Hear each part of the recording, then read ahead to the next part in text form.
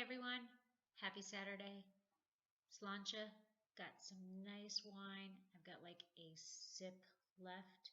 It is a Ferrari Carano, my favorite winery ever, Fumé Blanc. So what's in your glass today? Today, I am going to be talking to you about a blog post I wrote about Cabernet Franc and its versatility. So in the comments down below, you'll see the link. Okay, but basic general is all talking about Cabernet Franc, its versatility, and how it really destroys its son, Cabernet Sauvignon, when you're thinking about food pairings, and how much it's just much more flexible than Cabernet Sauvignon. So let's get right into it, okay? What makes Cabernet Franc so much better than its son, Cabernet Sauvignon? One word, versatile. When people say Cabernet, they automatically go to Cabernet Sauvignon, but I am on a mission to get people to think differently, think outside the box, and think about Cabernet Franc. It is much more versatile, much more flexible with food. You are going to be able to pair a whole wide variety of foods with Cabernet Franc that you cannot do with Cabernet Sauvignon. So let's compare father to son, all right? Cabernet Franc is typically lighter in color than Cabernet Sauvignon. It's also lower in tannins and acidity. These are two major reasons why it is much more flexible with pairing. However, it is also two reasons why Cabernet Franc is not so necessarily thought of as an aging wine, a wine that you're going to buy today, store in the cellar for 10, 15, 20 years, pop it up and go, yeah, okay? It is more, I'm going to buy it, I'm going to drink it within 3 to 5 years. But with the stat that over 57% of all wine is consumed within 48 hours of purchase, yeah, that's another notch on the belt of Cabernet Franc. Okay, so I am the founder of Cabernet Franc Day. It is definitely much more than a blending grape, and I chose the day for a very specific reason. First off, I hate the holidays that are, it's the third Thursday of this, or it's the fourth rotating Sunday when the moon is in this horizon and all of this stuff. Hate it. I wanted a specific day. And on December 4th, it is actually the anniversary of the death of Cardinal Richelieu. And he is responsible for bringing Cabernet Franc into the Loire Valley. So it's pretty, historical significance to that day. Okay? For Cab Franc Day this year, I chose 3 wines. Couldn't just have one. First wine up was a Markham Vineyard Cabernet Franc, and that retails for $42. The wine poured deep purple in color. On the nose, slight eucalyptus, dark fruit, and a hint of milk chocolate.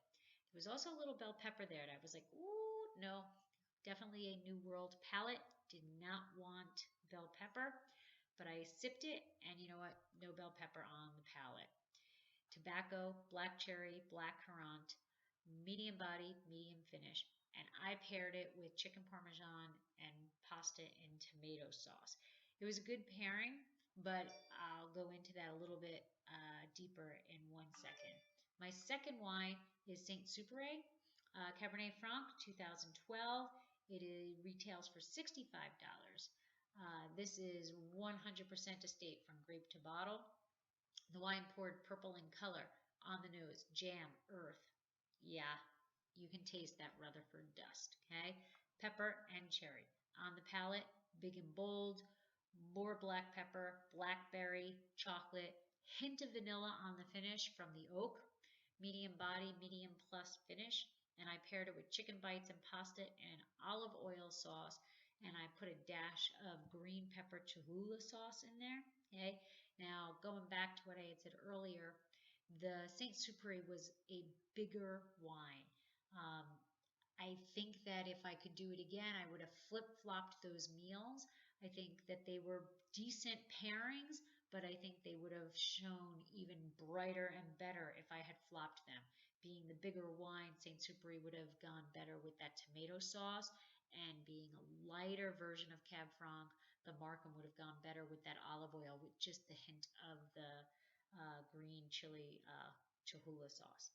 But the final pairing that we did for Cab Franc Day, we do make a Cab Franc in case you didn't know.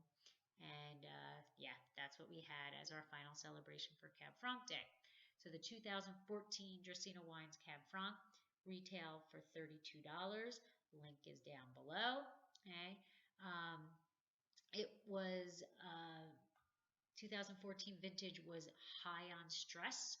Okay, so very intense, but tiny, tiny little berries. Okay, the wine poured deep ruby in color. On the nose, red fruit, milk chocolate, and sweet vanilla from that oak. On the palate, cherry, red fruits, chocolate, and baking spices right at the end. Medium body and medium finish. The wine was paired with braised beef short ribs and served over baked polenta sided with grilled string vegetables. Now here's the thing. Of those three meals, two of them I cooked, one I didn't cook. Can you guess which one it is when I'm left to my own devices, what I cook versus what somebody else cooks? Now, I also do not eat beef. So the comment of the pairing is not from me itself, it's from the people who had the meal. Okay. They adored the pairing. Okay.